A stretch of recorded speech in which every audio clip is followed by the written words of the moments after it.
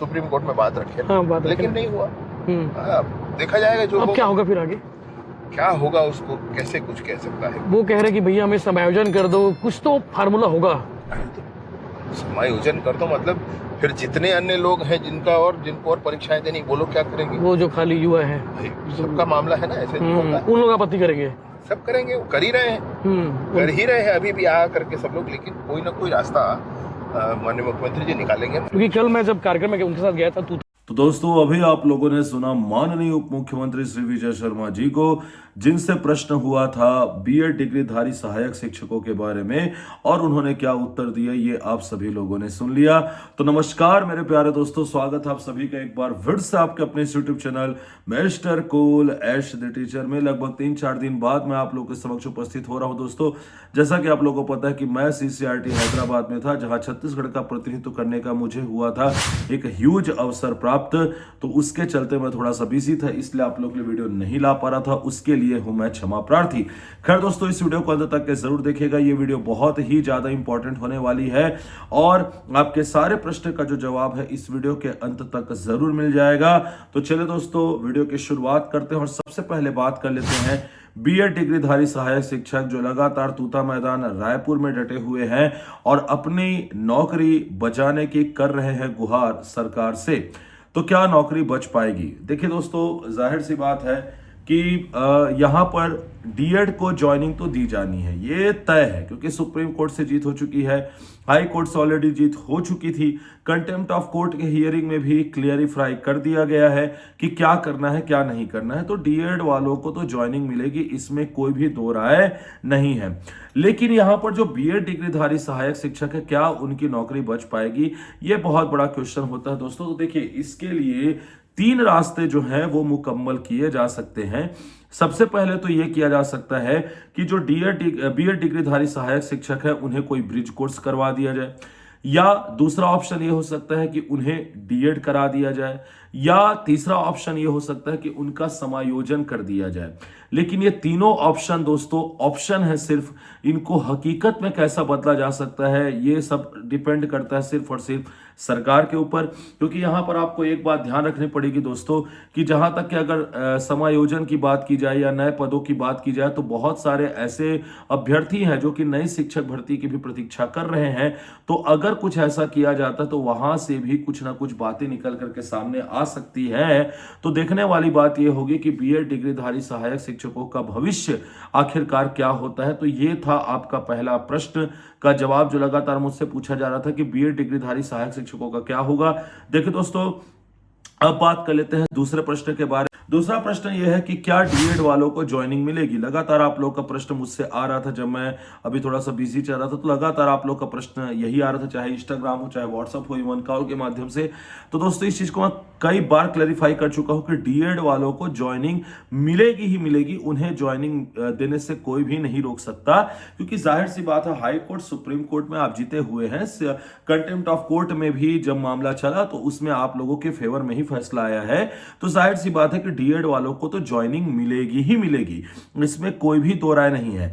इसके अलावा मैंने आप लोगों को यह भी बताया था कि भाई आप लोगों की जो नियुक्ति है उसके ऊपर आचार संहिता का फर्क पड़ेगा या नहीं पड़ेगा, इसके ऊपर भी मैंने आप लोगों से चर्चा की थी। और यही प्रश्न मुझसे फिर दोबारा हुआ कि आचार संहिता का नियुक्ति के ऊपर क्या प्रभाव पड़ेगा। तो मैं आप लोगों को बता दूं दोस्तों, यहां पर आप लोग एक स्क्रीनशॉट भी देखेंगे कि जो छत्तीसगढ़ राज्य निर्वाचन आयोग है उनकी तरफ से ट्रेनिंग की जो डेट है वो डिक्लेयर कर दी गई है मास्टर ट्रेनर्स के लिए, या जो भी जिनकी भी ड्यूटीज लगाई जानी है तो उनके लिए ट्रेनिंग का जो एक शेड्यूल होता है जो हमेशा चुनाव के पहले निकाला जाता है वो तय कर दिया गया है। और 26 और 27 तारीख को ये ट्रेनिंग जो है वो होने वाली है। इसका मतलब ये है कि आचार संहिता तो लग गई या आचार संहिता लगने ही वाली है।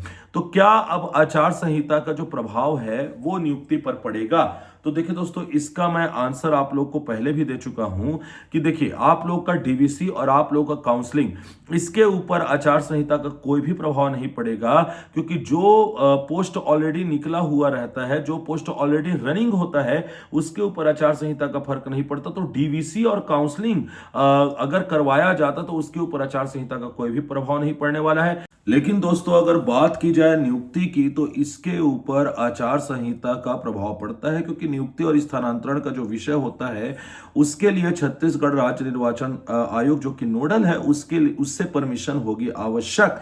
लेकिन आपको मैं बता दूं कि जब सुनवाई हो रही थी कंटेम्प्ट ऑफ कोर्ट हियरिंग में, तो उसमें जो मनदीप कालरा सर हैं उनके द्वारा माननीय जज के समक्ष ये बात उठाई गई थी कि आचार संहिता के कारण ऑलरेडी जो है वो नियुक्तियां प्रभावित हुई है, ऑलरेडी जो नियुक्तियां हैं वो लंबित हुई है, तो इसमें क्या आचार संहिता हमारे ऊपर बाधा बन सकती है। तो यहां पर जजेस ने क्लियर किया था कि भाई किसी प्रकार का कोई भी जो प्रशासनिक कृत्य हो वो इस नियुक्ति के ऊपर किसी प्रकार का कोई भी असर नहीं डालेगा। ये बात कोर्ट के द्वारा कही गई थी दोस्तों। और आपको पता है कि न्यायालय सर्वे सर्वा होता है, तो जाहिर सी बात है कि इस मामले में भी, नियुक्ति वाले मामले में भी आचार संहिता का फर्क नहीं पड़ना चाहिए। डीवीसी और काउंसलिंग पर तो पड़ेगा ही नहीं। तो डीवीसी, काउंसलिंग या फिर हो नियुक्ति की बात, जिसमें आप डीएड अभ्यर्थियों को जो भी डाउट था उसका जवाब मैंने दे दिया। तो यह हुआ आपके दूसरे प्रश्न का उत्तर कि डीएड ज्वाइनिंग का क्या होगा और क्या आचार संहिता के दौरान डीवीसी और काउंसलिंग हो सकती है या नियुक्ति हो सकती है। तो इसका भी आंसर मैंने अब आप लोगों को दे दिया है। अब बात कर लेते हैं कि डीएड वालों की ज्वाइनिंग आखिरकार कब तक हो पाएगी। देखिए दोस्तों, 2 हफ्ते का समय दिया गया था। समय जो है वो निकट आता जा रहा है इंप्लीमेंटेशन का। अब आप लोगों ने अगर देखा होगा तो जो पिछली सुनवाई हुई कंटेम्प्ट ऑफ कोर्ट की, उसमें जज ने क्लियरली 2 ऑप्शन दिए थे जो रिस्पोंडेंट है उनकी तरफ से, कि या तो आप 2 हफ्ते के अंदर ये पूरी की पूरी जो चीजें हैं इसको ठीक कर लीजिए और डीएड वालों को नियुक्ति दे दीजिए, या फिर आप स्टे ऑर्डर लेकर के आ जाइए। कहां से? सुप्रीम कोर्ट से। तो जहां तक अभी की बात करें दोस्तों, तो जो सुप्रीम कोर्ट में जो आरपी लगा हुआ है उसमें अभी फिलहाल तो स्टे ऑर्डर नहीं आने वाले या उसके ऊपर सुनवाई हो रही है, ऐसा तो अभी फिलहाल दिखने में नहीं आ रहा है। तो उस हिसाब से जो कंटेम्प्ट ऑफ कोर्ट का में जो निर्देश दिया गया था कि 2 हफ्ते के अंदर कैसे भी नियुक्ति दी जाए, इसका पालन कहीं ना कहीं सरकार को करना पड़ेगा। और मैंने आप लोगों को बोला था दोस्तों कि दिसंबर में आप लोगों को कुछ ना कुछ खबर जो है वो जरूर सुनने को मिलेगी। और अभी भी दिसंबर खत्म होने में दोस्तों आप देख सकते हैं कि 4 दिन बचे हुए हैं और मुझे लगता है कि इन 4 दिनों में कहीं ना कहीं कुछ ना कुछ बड़ा होने वाला है, चाहे वो डीएड डिग्रीधारी होते हो या फिर बीएड डिग्रीधारी बीएड डिग्रीधारी सहायक शिक्षकों हेतु हो। तो बाकी कब होगा, क्या होगा दोस्तों, ये तो अब आने वाला समय ही बताएगा। लेकिन जो आप लोगों ने क्वेश्चंस मुझसे पूछे थे, आपके हर एक क्वेश्चन का मैंने सटीक तरीके से आंसर देने की कोशिश की है दोस्तों। और मुझे पता है कि आप भी मेरे वीडियोस की प्रतीक्षा कर रहे थे तो दोस्तों, लेकिन मैं फंसा हुआ था इसलिए मैं वीडियोस नहीं ला पा रहा था। वरना आपको पता है कि आपका आशीष पांडे कहीं भी रहे, आप लोग के लिए वीडियो लेकर के जरूर आता है। तो दोस्तों, इस वीडियो को ज्यादा से ज्यादा लाइक करिएगा, ज्यादा से ज्यादा शेयर करिएगा। चैनल पर अगर नए हैं तो चैनल को सब्सक्राइब करके बेल आइकन जरूर दबा दीजिएगा। टेलीग्राम चैनल को जरूर ज्वाइन करिएगा, लिंक आपको डिस्क्रिप्शन बॉक्स में मिल जाएगी।